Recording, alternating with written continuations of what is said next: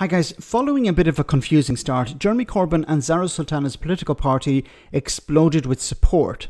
Now, the former Labour leader explained here that the naming of the party will take place later in the year and it will be selected by the members, although he was open to ideas from the public.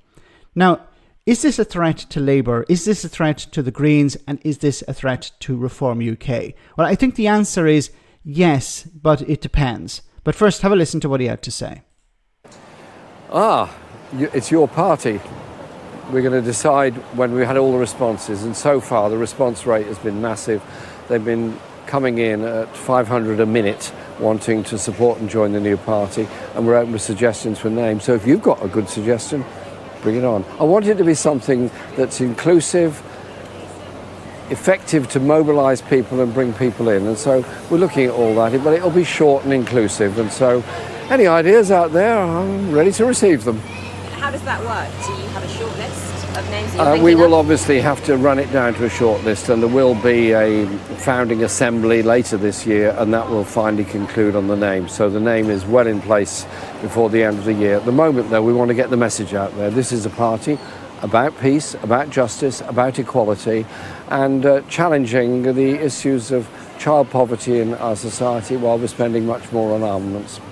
And then you've announced an inaugural conference. There's some speculation that will happen in the autumn. But Yes. When is that? What would that look like? That will be hopefully mid-autumn time, but we haven't fixed the date for that yet.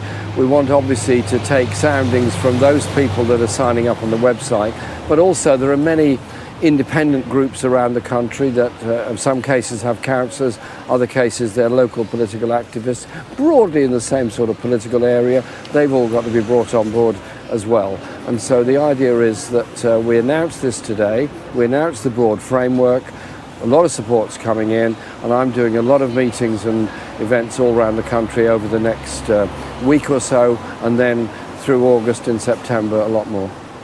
Okay, so what do you think the name of the party should be? Post it in the comments below.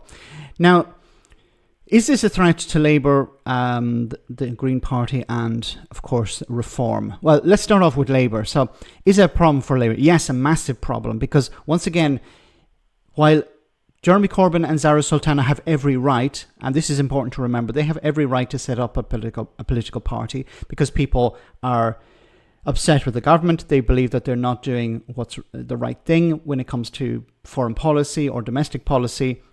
So, citizens and voters have every right to set up a political party or back another political party if they're not satisfied with the status quo.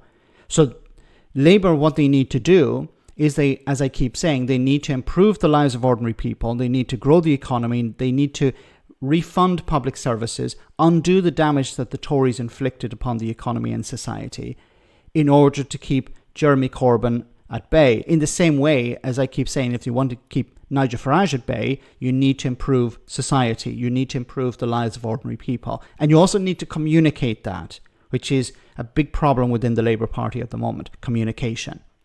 So it's going to be a problem because the vote on the left is going to be split even more. That's the reality under First Past the Post. I know many people will be angry with Jeremy Corbyn and Zarah Sultana. They believe that they're splitting the vote and they're going to help Nigel Farage, but they have every right to start a party if they're not happy with the current government.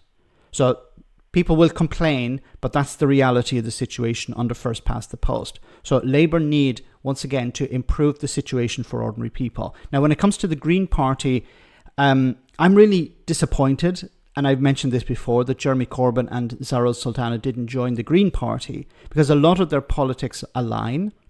They agree on many things, and it would have given the Green Party a massive boost.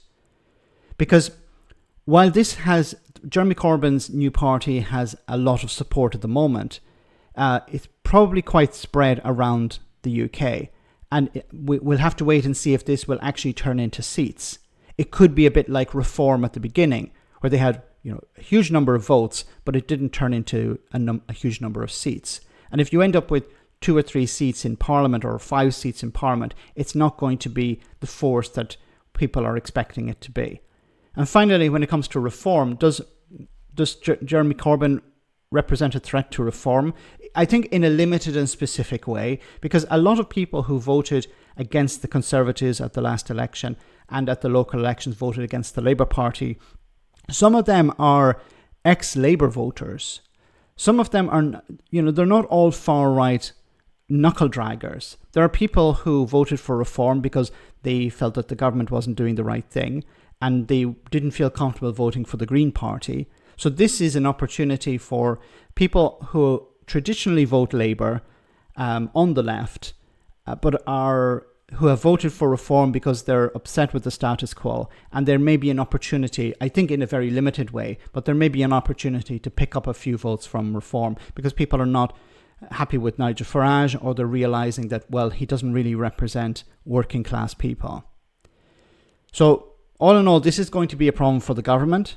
Even a small increase in support for Jeremy Corbyn and Zarah Sultana could flip the election, because once again, Labour won a massive majority, but it was extremely shallow, hundreds of votes in some cases for MPs. So a few hundred votes going in another direction could cause Labour to lose a massive majority.